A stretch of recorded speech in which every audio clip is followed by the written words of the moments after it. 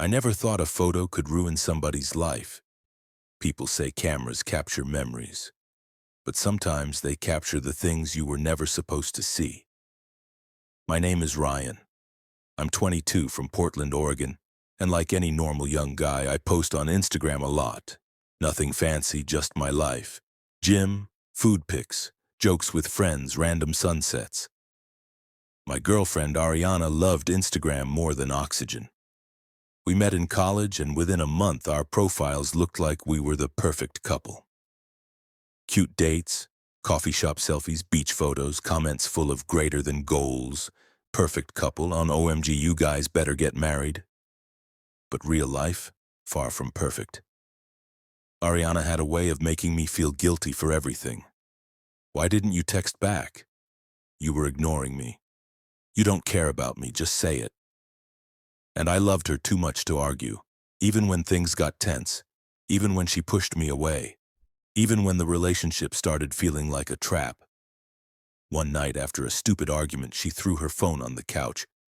I swear to God, Ryan, you make me feel crazy. I tried to grab her hand. Babe, I'm trying.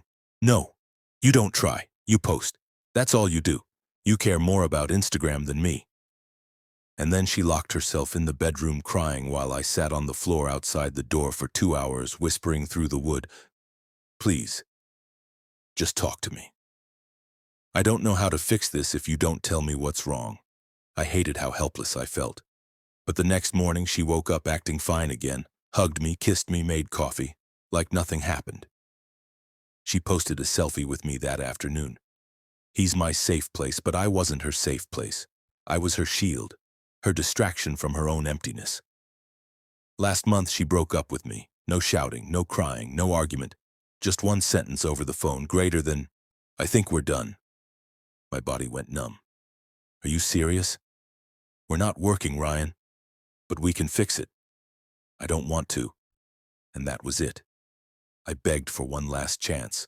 Not to fix the relationship, but just one last walk together. The trail we always visited during sunsets. She agreed. Just a walk, just closure, or at least that's what I told myself. I got there early, clean shirt, fresh haircut, cologne she liked. She arrived 10 minutes later, not with her relationship face, not with the girl who used to cling to my arm. She looked distant, cold. Hey, I whispered. Hey. We walked, quiet, just the crunch of dirt under our shoes. Sometimes her phone lifted to snap a picture of the trees, the sky, the river. Not a single picture with me. That hurt more than the breakup. I tried to hold her hand once. She pulled away instantly like I burned her. My throat tightened. You really don't want me anymore? I said. Ryan, please don't start. I'm not starting, I'm just... You're doing it again. You're making me feel guilty for not loving you. Then why did you come here today? Because you begged me to. That hit like a punch. The trail ended at the overlook, a cliff with a view of the whole nature preserve, glowing orange under the sunset. She leaned forward, taking photos rapidly. God, the lighting is perfect, she said. I watched her, not with anger, not with jealousy, with grief. I took out my phone and quietly snapped a picture of her, hair blowing in the wind, her silhouette against the sky. My final memory of her. But then her voice cut sharply. Ryan, can you not? We're not together anymore. Don't take pictures of me like that. I froze. Apologizing felt useless. Breathing felt useless. Ariana, did I really mean nothing to you? You meant something, she sighed. But you're too intense, too emotional. I need peace. Those words didn't hurt. They killed. We were walking back when she said, I won't be posting anything from today, so just don't tag me in anything, okay? I nodded even though my chest cracked inside. That night I checked Instagram. Ariana posted a picture from the trail, the same sunset, same angle, with someone else's hand around her waist. Caption, found my peace. My ears rang, my fingers shook, my entire body went cold. I zoomed into the reflection in her sunglasses. There was a man standing behind us on the cliff before I ever arrived, a man I never saw, Someone had followed us. Someone had been taking pictures the whole time. And the hand around her waist in the post, it wasn't mine. I checked the tagged accounts. No tag, no username, just photo by @quietobserver.live, a private account with 0 followers. Following 1, Ariana. I refreshed the page. He followed me now. Notification, greater than @quietobserver.live, requested to follow you. My heart slammed in my throat, hands sweating, breathing short. I clicked the profile, only one post. A picture of me, standing on the trail, taken without my knowledge. Caption: You didn't notice me, but I noticed everything. And immediately after, you have a new message from @quietobserver.live. I didn't want to open it, but I did. You shouldn't have taken her picture. My phone slipped from my hand. The room felt like it was spinning, because right under the message was a photo taken through my bedroom window. A fresh photo, taken right that second. Someone was outside, watching me, and I was alone. I used to think people exaggerated online when they talked about stalkers. I used to think it can't be that easy to obsess over someone. I used to think it only happens to famous girls. I stopped thinking that the night everything in my life changed. My name is Avery Locke. I'm 16 and I live in a quiet, boring street in Ravenwood, Ohio. The kind of place where everyone waves at each other and nothing scary ever happens. Until it does. The whole nightmare started with something so small that I didn't even care about it at first. A random Instagram follow request. The username was greater than glassheart009, no profile picture. 0 posts, 0 followers, 0 following. Just one message instantly after he followed. Greater than, you look different when you're not smiling. I stared at that line for like 10 seconds, not understanding. What picture was he talking about? I opened my profile. My last post was from my friend's birthday party. I was smiling in that pic. I texted back, "Who is this?" 3 dots appeared like he was typing, then disappeared. Typing again, then gone again. Finally, greater than, you looked better yesterday. I froze, my stomach flipped. Yesterday, Don, I didn't post anything. Nobody took pictures of me, so how did he see me? I messaged, greater than, that's not funny. Tell me who you are. He replied instantly. Greater than, bathroom mirror, blue hoodie, hair and bun, you were mad. My heart dropped. Yesterday morning, I had gotten ready for school in a rush, wearing a blue hoodie, hair and a messy bun, angry because I woke up late. He wasn't guessing. He saw me. I deleted the chat and blocked him immediately. I wish, God, I wish that had been the end of it. The next day I tried to forget about it. I even convinced myself it was probably someone from school just trying to freak me out. At lunch, I told my best friend Tessa. She laughed at first, then noticed I wasn't laughing. Tessa, you're serious? Someone is actually spying on you? Me. I don't know, but how would he know what I was wearing yesterday? Tessa. Avery, that's not normal. You need to tell your mom. I didn't. I didn't want to stress her out. But that was the first mistake. The second message. That night, another message came, even though I blocked him. A new account, Shattered Glass 009. You didn't wear the blue hoodie today. Pink instead. I jumped up from bed like I got electrocuted. Today at school. I had worn a pink crop top. My hands started shaking. I typed, greater than, stop following me. 2 seconds later, greater than, I'm not following you. I'm already here. I looked around my bedroom, checked my window. Nothing. Then another message. Greater than, don't be scared, I've been here before. My fingers went numb. I dropped the phone. Confession to Mom. The next morning at breakfast, I finally told my mom. I expected her to panic or yell, but she just went cold. Mom, did you lock your window last night? Me. Yes, why? Mom, because I swear I heard footsteps in the hallway. We both went silent. We got security cameras the same day, 2 downstairs and 1 in my bedroom. I felt stupid and paranoid, but I also felt safer. For exactly 5 hours. The breaking point. That night I turned on Do Not Disturb, switched off the lights, and lay in bed. For the first time in days, I felt like maybe things were under control.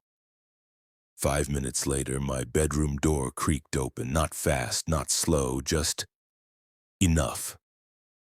I froze. Someone was standing there, a man in nothing but underwear, breathing heavily. I screamed, and so loud I felt my throat tear. He lunged. I kicked and punched like a wild animal. My nails scratched his face. He grunted in pain and stumbled back, then he ran. My mom barged in, screaming my name, and locked us both in the room until the police arrived. They caught him outside in the neighbor's yard. But the truth, the real horror, didn't hit until the police reviewed the camera footage. The footage. The officer played it on a laptop. At first, it was just me sleeping. Then, from the bottom corner of the frame, a head emerged from under my bed. He crawled out slowly, watching me sleep for almost half an hour, then slid back underneath again. The officer paused the video. Officer, you said the first message was 3 weeks ago. Me, crying. Yes, officer. He's been entering your house long before that. He had been creeping into my room night after night while I slept, watching me, taking pictures, breathing under my bed. Aftermath. People think the story ends when the stalker goes to jail. It doesn't. I can't sleep without checking under the bed 3 times. I wake up at 3 a.m. thinking I hear breathing. Every time I get a message request on Instagram, my body shakes. And last week, a brand new account requested to follow me. Greater Glass Heart 010. Pink looked good again. My profile's private. I didn't go out yesterday. I stayed home the whole day. So how did he know what I wore? I checked my closet. A pink sweater was lying on the floor. I didn't put it there. Someone else did. To let me know. He came back. I always thought being wanted was the best feeling in the world. But nobody tells you that attention and obsession feel exactly the same, until it's too late to tell the difference. When I turned 19, I was still living with my parents in Austin, Texas, working part-time at a clothing store and taking selfies in my bedroom mirror. One evening, I posted a photo in front of my closet wearing a cropped pink tank top and ripped jeans. Nothing special, nothing provocative, just me. It blew up. 10,000 likes, hundreds of comments, brands messaging me. And suddenly, what was supposed to be a harmless post turned into a career. My page exploded. Fitness pics, lifestyle shoots, swimwear collaborations, and yes, some seductive modeling too. I didn't apologize for it. It paid the bills. It gave me independence. It made me feel powerful. But there was always a shadow following me. The comments from thirsty strangers, the DMs from lonely older men, those creepy messages like, "Greater than I think about you every night. I dream of you doing things to me." I stopped reading DMs. Who wouldn't? But one thing in my life kept me grounded. My dog, Hazel. She was part pit bull, part lab, and all love.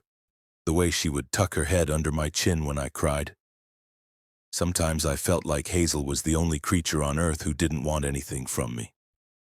My parents never liked the modeling, but they tolerated it. What they didn't tolerate was Hazel.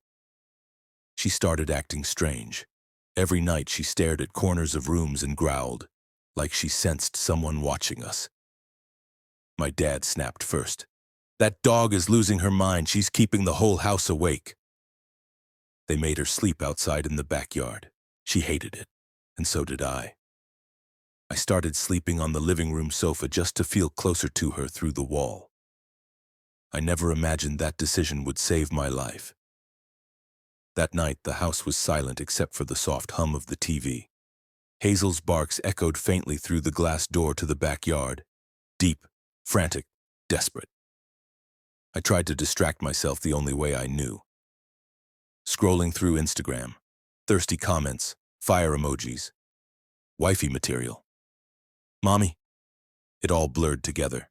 But someone, cut through the noise. A username I'd seen too many times to notice anymore. At Zedward_87 I clicked. No followers. Follows 2,391. All women. Profile picture. A pale man in his 40s.